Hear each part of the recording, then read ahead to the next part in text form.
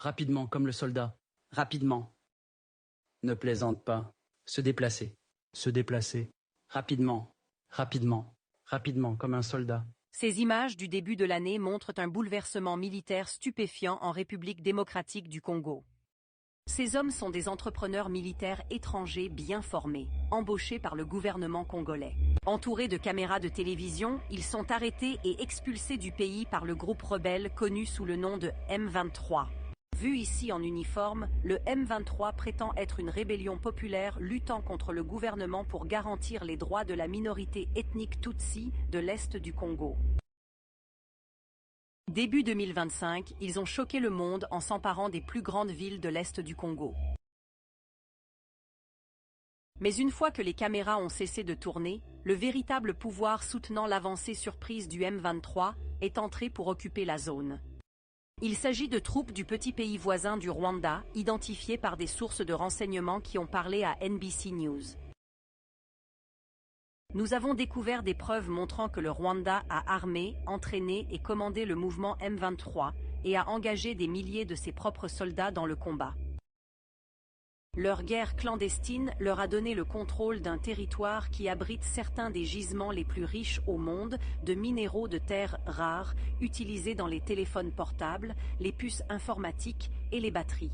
Elle a également tué des milliers de personnes et déplacé des millions d'autres. Malgré les accusations de l'ONU et des gouvernements occidentaux, le président rwandais Paul Kagame a soigneusement et à plusieurs reprises nié tout rôle dans le conflit. Ce problème n'a pas été créé par le Rwanda et n'est pas le problème du Rwanda. C'est le problème du Congo. Les membres du M23 ne sont pas des Rwandais. Le Rwanda a-t-il actuellement des troupes dans l'est de la RDC? Je ne sais pas. NBC News a obtenu en exclusivité 3 années de rapports de renseignements confidentiels et d'images de surveillance. Ils nous ont été donnés par des entrepreneurs militaires engagés pour fournir des renseignements aux forces congolaises.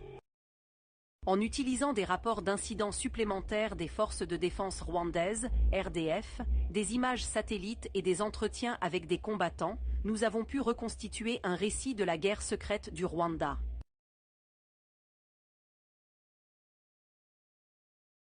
Pour la première fois, nous pouvons voir comment le Rwanda a établi des bases de campagne sur le sol congolais, comme cette base à près de 40 miles de l'autre côté de la frontière, qui a été utilisée pour armer, entraîner et commander les alliés du M23. Les images divulguées montrent également comment les RDF ont inondé l'est du Congo d'armes lourdes, notamment des mortiers guidés, des mitrailleuses lourdes, des lanceurs de missiles et même des systèmes de défense aérienne blindés. Ils ont établi un réseau de tranchées et de positions fortifiées pour que les soldats rwandais puissent s'engager directement dans les combats. Les entrepreneurs avec qui nous avons parlé estiment que le déploiement du Rwanda dans l'est du Congo compte désormais plus de 5000 soldats. Un porte-parole du gouvernement rwandais a refusé de répondre à nos questions, mais a déclaré que le Rwanda agissait pour défendre ses frontières et n'avait aucune ambition territoriale en République démocratique du Congo. Au fil du temps, des fissures sont apparues dans la guerre secrète du Rwanda. En mai 2022, les forces congolaises ont affirmé avoir capturé 2 soldats rwandais sur le sol congolais. Le Rwanda a nié ces informations, affirmant que les soldats avaient été kidnappés de l'autre côté de la frontière. Mais NBC a obtenu le rapport interne des forces de défense rwandaises sur l'incident, confirmant que ces soldats ont été capturés alors qu'ils participaient à une attaque du M23 contre une caserne militaire congolaise. Le rapport recommande de punir leur commandant, qui a permis à ces soldats de participer à l'attaque tout en portant des insignes militaires rwandais. Pour préserver le secret, le Rwanda a commencé à équiper le M23 et ses propres troupes avec les mêmes uniformes et équipements non identifiables, ce qui rend presque impossible de les distinguer. Pour empêcher la capture et l'identification des systèmes d'armes rwandais, ils les ont transportés de part et d'autre de la frontière vers le Rwanda. Chaque nuit, les RDF retiraient les corps des soldats rwandais morts du champ de bataille et, lorsqu'ils n'y parvenaient pas, ils leur retiraient leurs cartes d'identité et leurs insignes. Malgré ces mesures, le nombre croissant de morts devient de plus en plus difficile à cacher. Grâce à l'imagerie satellite, nous avons compté un à un les sites funéraires de ce cimetière militaire rwandais. Depuis 2021, le cimetière s'est agrandi de plus de 900 tombes.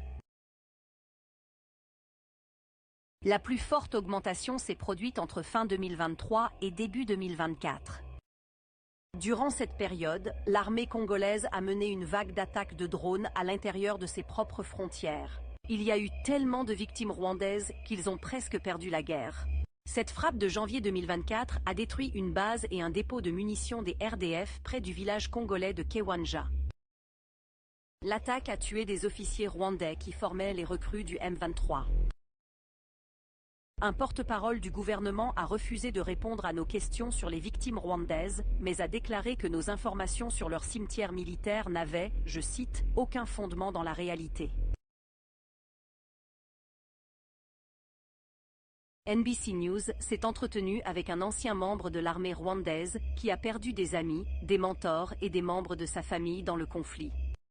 Leurs funérailles, nous a-t-il dit, étaient strictement surveillées et contrôlées. Craignant des représailles de la part du gouvernement, il a parlé à NBC sous couvert d'anonymat. Il nous a fourni des documents et des sources corroborantes pour vérifier son récit afin de garantir son anonymat. Nous lisons une transcription de son entretien.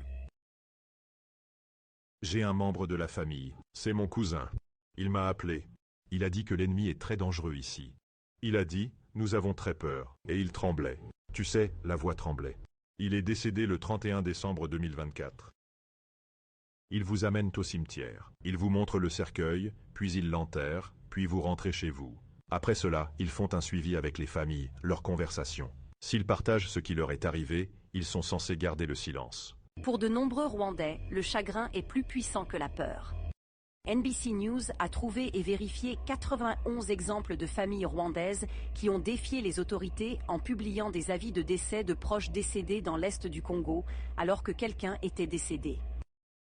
Parfois, vous n'avez plus rien à craindre. Ils n'ont rien à perdre.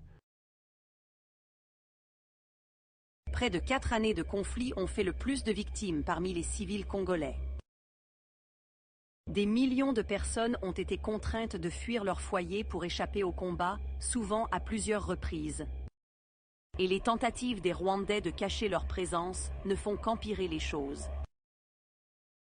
Un rapport divulgué de janvier 2024 montre comment les RDF et le M23 ont établi cette petite position fortifiée, puis ont expulsé tout le village voisin pour maintenir le secret. Au cours de la guerre, de nombreux déplacés ont trouvé refuge dans des camps de réfugiés autour de Goma, la plus grande ville de la région. Mais Goma est désormais occupée par le M23 et les forces rwandaises, et de nombreuses personnes sont à nouveau déplacées. Des images satellites montrent des milliers de tentes et de structures temporaires dans l'un de ces camps en cours de démantèlement complet. Les gouvernements occidentaux étaient au courant de l'implication du Rwanda et l'ont déclaré publiquement. Mais le Rwanda continue de recevoir une aide internationale, notamment un financement militaire pour ses missions de maintien de la paix de l'ONU. Le Rwanda est désormais à la table des négociations de paix sous l'égide des États-Unis, bien qu'il n'ait jamais officiellement admis avoir pris part au conflit. Cela permettra également de déplacer des millions de personnes. Les gens doivent rentrer chez eux.